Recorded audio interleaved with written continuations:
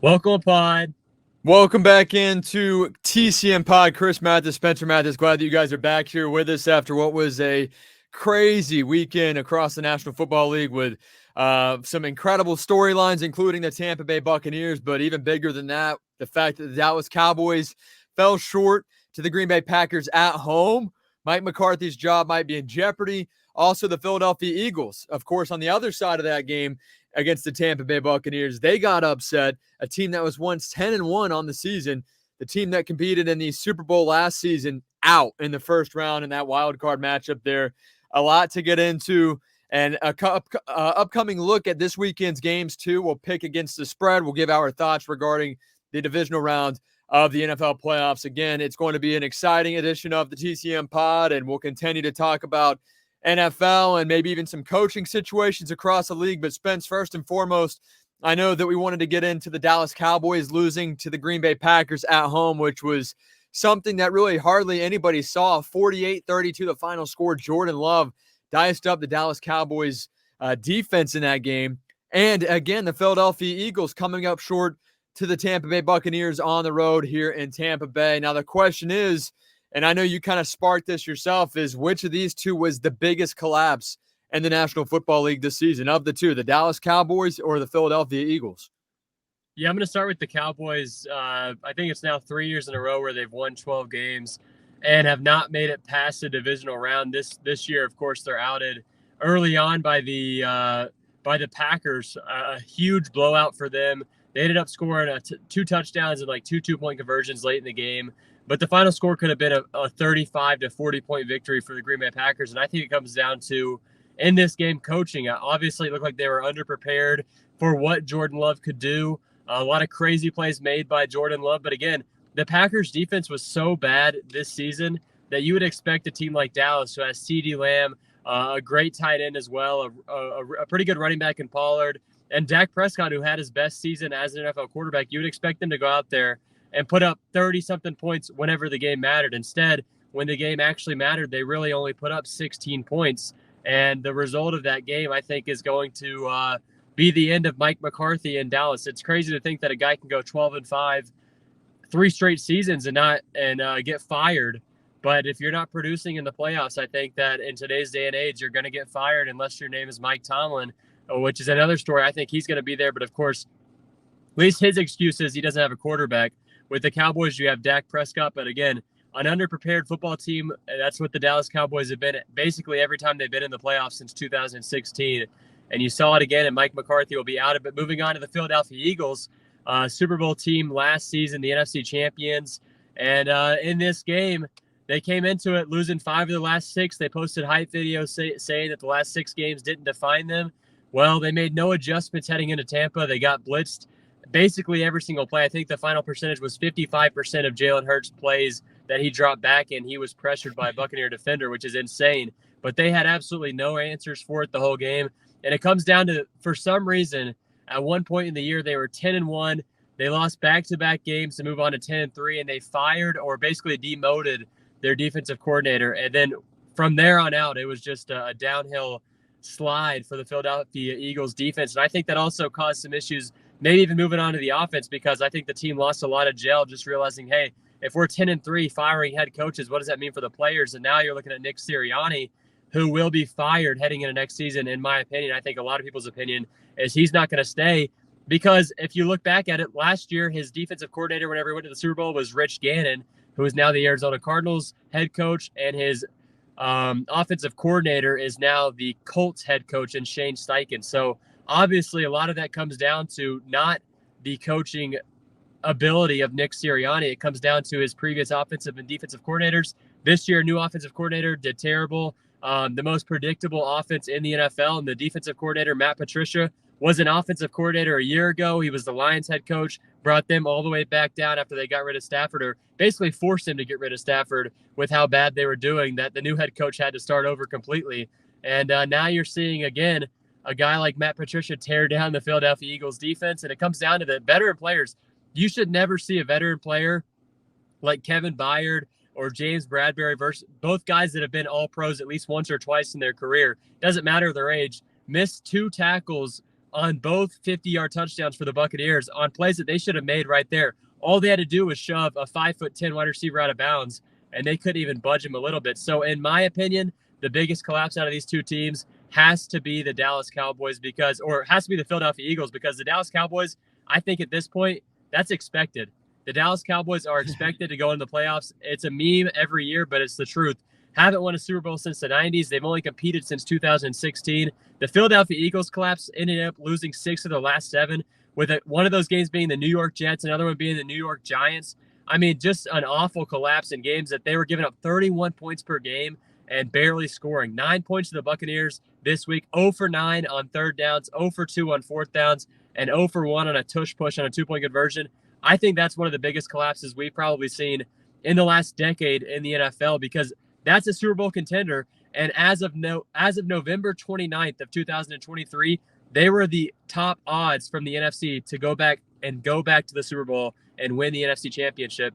And they collapsed in a month and a half from being that team to being outed in the first round of the playoffs this year against the Buccaneers, who obviously are playing with a lot of momentum right now, but they are not a team that heading into last season you would have told any Buccaneer fan that they would go and beat the Philadelphia Eagles in a playoff game that mattered.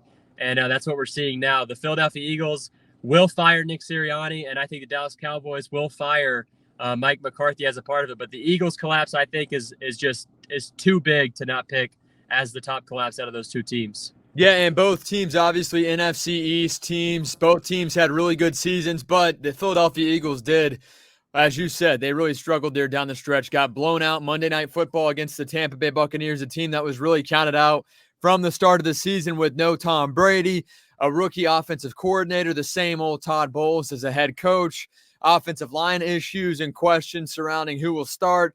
Will this offensive line do anything? Can they run the football? Well, all those questions have somewhat been answered. And with that being said, to see the Buccaneers do what they did on Monday night, there was no excuse for that. It looked like the Philadelphia Eagles just did not want to be there. It almost looked like the guys were making business decisions. They were not in the game. Jalen Hurts also didn't look like he cared to be there either. He was just half-assing it and just didn't look that great on that safety. He just kept trotting back, just kept stepping back. And you got to be aware of the situation and who's around you and where you're at on the field. And he just wasn't. By the time he went to go throw the ball away, intentional grounding in the end zone, which is the safety. The Bucs, I think 3 or 4 plays later after the punt, scored a touchdown to Trey Palmer, the longest receiving touchdown in the postseason in franchise history for the Tampa Bay Buccaneers. So, yeah, I know that some might argue, hey, Dallas, they lost their game at home. That's the bigger collapse. But in all reality, no, they still won 12 games. They were hot coming into the playoffs. They still competed against the Green Bay Packers after a very terrible first half. They still made it a close game, closer, I should say, against Green Bay over the weekend. But just all in all, a terrible performance by both teams. But Philadelphia, I just can't believe what I saw. So many different guys and so many different situations in that locker room too. And now you add on top of that, Jason Kelce has retired. That's a huge blow. And what they're going to do at wide receiver, A.J. Brown obviously had an interesting year. He deleted his Twitter, took all of the photos off of his Instagram that related and were pertaining to the Philadelphia Eagles. He did not play on a Monday night against the Tampa Bay Buccaneers, which I thought truly was going to help the Eagles. Sounds crazy, but he's been so much of a distraction. And at some point, it did feel like the Eagles could have clawed their way back into it if they wanted to. There was a bit of a lull there in the third quarter. The Eagles just couldn't do anything. They just didn't show up. They were, running the football successfully against the Bucs in week 3. That was kind of their bread and butter all year round. Yet they did not run the football much at all there in that game on Monday night against Tampa Bay. So they went away from their own style. Jalen Hurts had a banged up middle finger, this finger right here, on his throwing hand, and did not play well whatsoever. It was frustrating to see. And Nick Sirianni, I know it's his first year without having his OC, his great OC from the year before and great DC from the year before and defensive coordinator. But to see just that drop-off after they took on the 49ers, it was almost like a reality check, as in, hey, we thought we could compete for the NFC division and maybe even show up in the Super Bowl to represent the NFC, but the 49ers were just that much better than I was.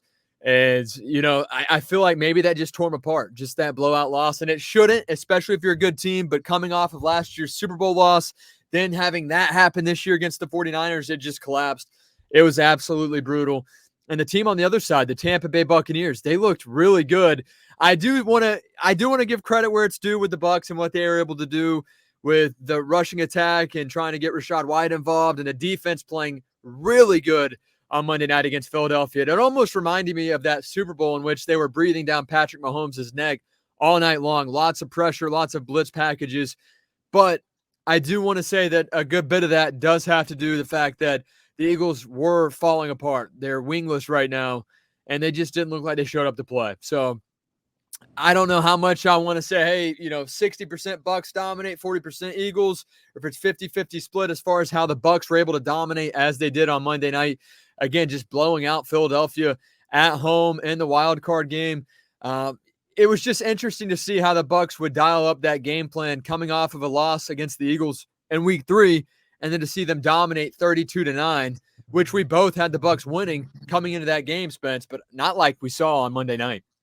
Yeah, they absolutely dominated, and it comes back to Todd Bowles having probably his best coach game as the head coach of the Tampa Bay Buccaneers probably since week 1 of the 2022 season, where the Bucs beat the Dallas Cowboys at home to start off the 2022 season. But again, I mean, an incredible defensive game plan for the Buccaneers. They recognize that Jalen Hurts is not great under pressure, and that's exactly what he got the entire night. And the Eagles just absolute zero ability to adjust to the Buccaneers blitz the entire game. And again, sitting in that 2 wide receiver personnel, even without A.J. Brown, they were looking for the same stuff they've been looking for all season. But again, the Buccaneers were the prepared team. The Philadelphia Eagles were not. The Buccaneers offense looked good. The Eagles defense looked awful. And Baker Mayfield could have put up 400 yards passing easily on that Philadelphia Eagles defense if Mike Evans holds in that 50-yard touchdown throw. If K. Dotton doesn't drop 3 passes, Mike Evans doesn't drop 1 more,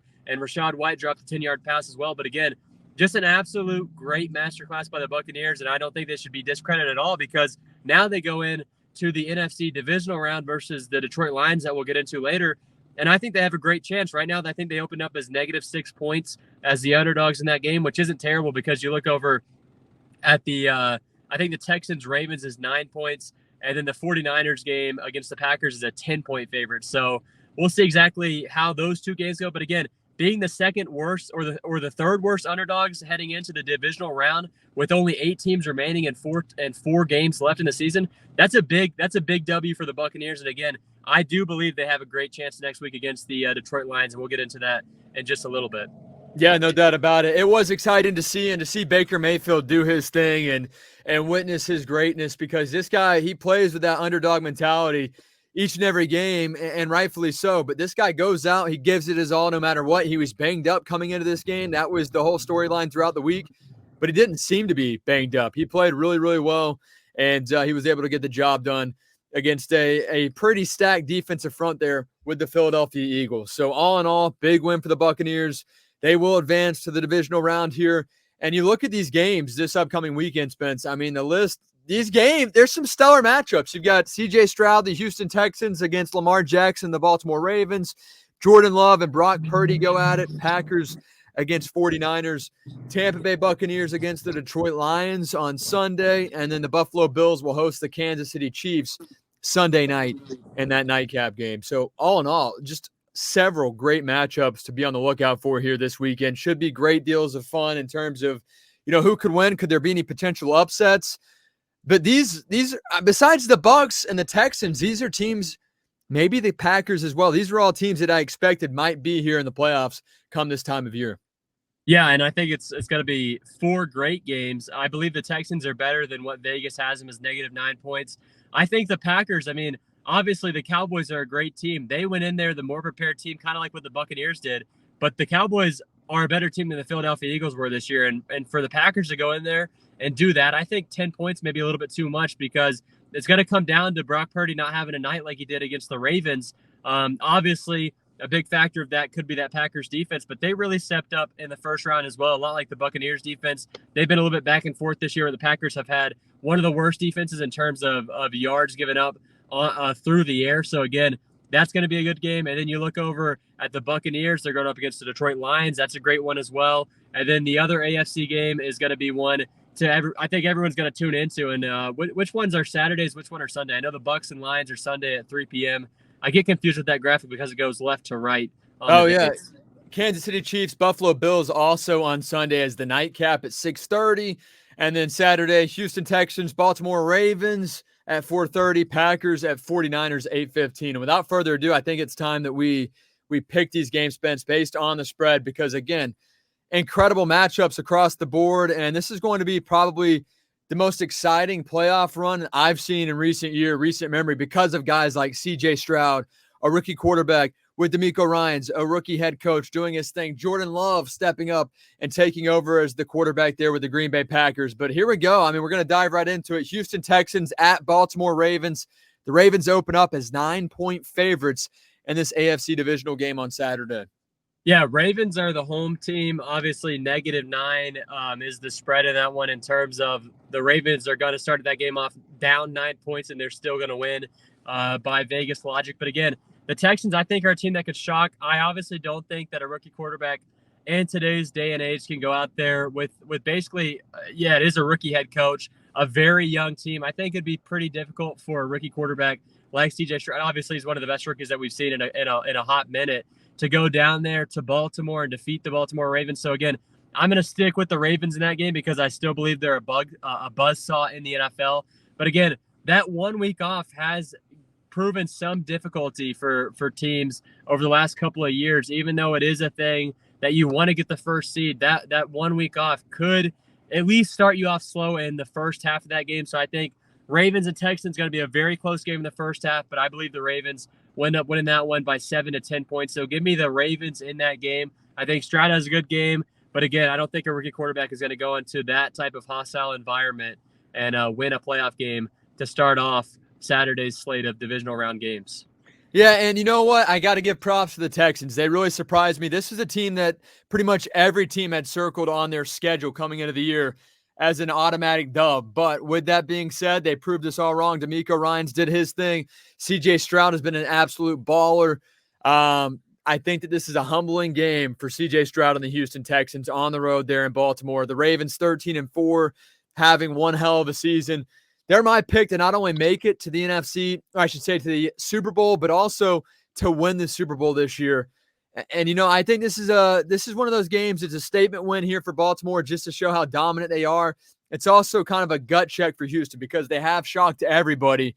But I think Baltimore, I know it's a 9-point spread, Baltimore the favorite. I think they win by at least 10 points. I would not be shocked if they win by 14 or more here at home on Saturday. So that'll be a great matchup there between two electrifying quarterbacks. Then also to close out Saturday, the Green Bay Packers take on the San Francisco 49ers. Both teams coming off of what were really good seasons, all things considered, especially with a new quarterback in Jordan Love at the helm under center for Green Bay. The 49ers also open up as big favorites at home, 9.5-point favorites over the Green Bay Packers on Saturday. Yeah, in that game, I think every Buccaneers fan is hoping that the Packers win that one. We see another NFC championship between the Buccaneers and the Packers if the Bucs can get past Detroit on Sunday. But again, that's going to be a good one. I do believe Jordan Love is going to ball out in that game, but it's going to come down to just how good that 49ers defense can play at times. And again, as long as Brock Purdy protects the football against a subpar Packers defense, I've got San Fran kind of running away with that one in the late part of the game. I think that's probably a one-score game heading into the fourth quarter, but I think the San Francisco 49ers are going to win that one by 10 points in Santa Clara, California. I just think that's too good of a spot for them. Obviously, they've got that 1 week of rest as well. But again, McCaffrey was banged up heading out of the regular season. He's going to be fully healthy. George Kittle will be fully healthy. The entire team's going to be there, and I think the 49ers are going to win that one by a little bit more convincingly than what the Ravens are going to do to the Houston Texans. Now, Green Bay, they have won 3 in a row. Looking at their schedule and that they've been able to do as of late, they do come off that win against the Cowboys. They beat the Bears. Then they blew out the Vikings there late December. The 49ers are just too good. And I know that they're going to be ready to go. They've had some time off. They're going to be healthy. They're going to dominate this game. I will say, though, I think Green Bay with the backdoor cover. I don't know if San Francisco wins by 10 points in this game. I think they might win by 7, and I think that's where it's going to sit. But to say that they're going to win by 10, even though San Francisco is that dominant up and down the roster and on both sides of the ball, I feel as if Green Bay, they're on a roll right now, and I think they can truly compete and make this a game. However, I will take the 49ers to win, Green Bay to do a backdoor cover there on Saturday. And now right into Sunday's game, the Tampa Bay Buccaneers take on the Detroit Lions. The Lions obviously ready to go. They are at home. They look to take on this Bucs team that's coming off of a huge win against Philadelphia. Looking at the spread, Lions 6.5-point favorite now over the Buccaneers there in Ford Field there at Detroit. So I don't know how you're feeling about this game in regards to the spread, but again, Detroit 6.5-point favorites over Tampa Bay on Sunday.